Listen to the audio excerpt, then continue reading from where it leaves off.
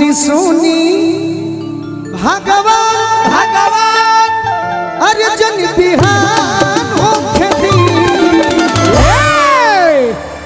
अब की वे हे इंद्र भगवान इहो ठीक रहे लेकिन हो सब की व्यवस्था इहो ठीक रहे बाकी एहू से निमन सही अरे जन बिहान हो खेती अब से यह का बड़ा खड़ा हो पगली चाइना गिरा दो योगा करे आइल बाबू मेन भाव खा जाती है ए चाह अरे कि आज राजा जी के कोरवे में जवान हो खेती आज राजा जी के कोरवे में जवान हो खेती आज हम पहिला मिलन सजनी के सजनवा राजा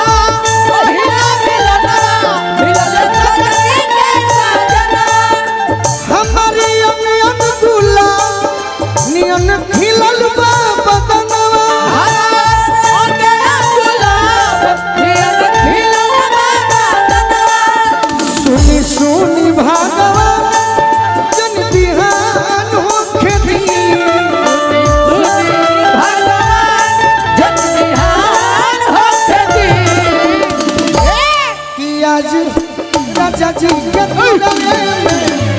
जवान हो खेती आज राजा जी के कोरवे में जवान हो खेती राजा जी के कोरवे में जवान हो खेती आज राजा जी के कोरवे में जवान हो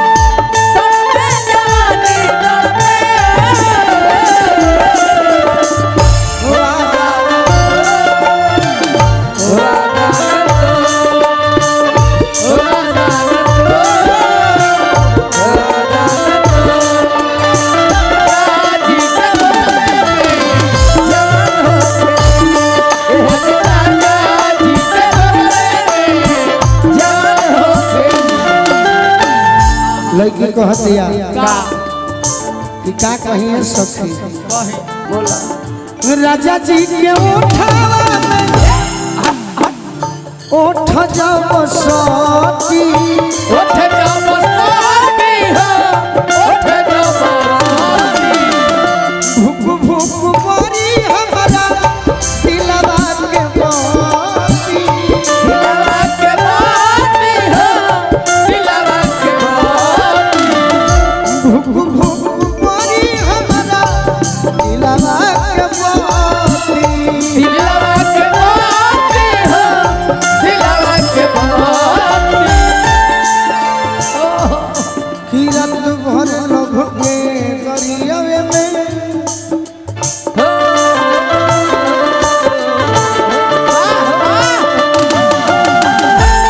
रात भर लभ के गरियावे में रात भर लभ के गरियावे में नेहान हो खेती कि आज राजा जी के कोरवे में जवान हो खेती आज राजा जी के कोरवे में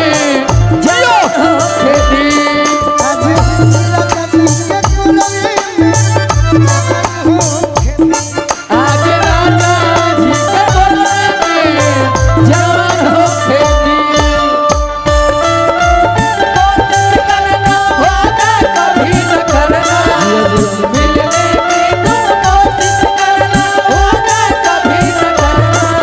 वादा तो टूट जाता है टूट जाता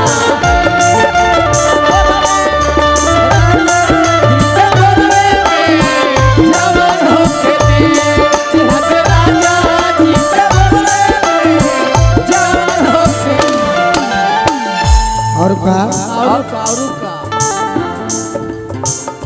रोआ गनगनाई पिया ए पिया कोरा जब उठाई है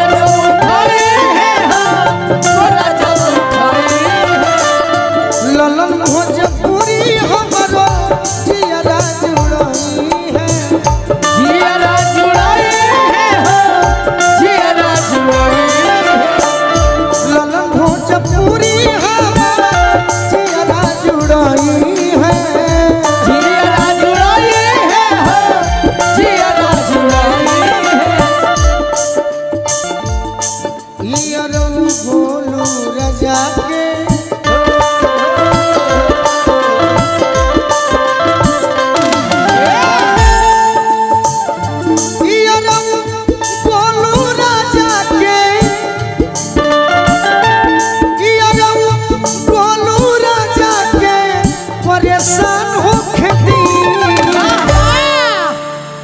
बना रहा आपके कला का जवाब नहीं है सही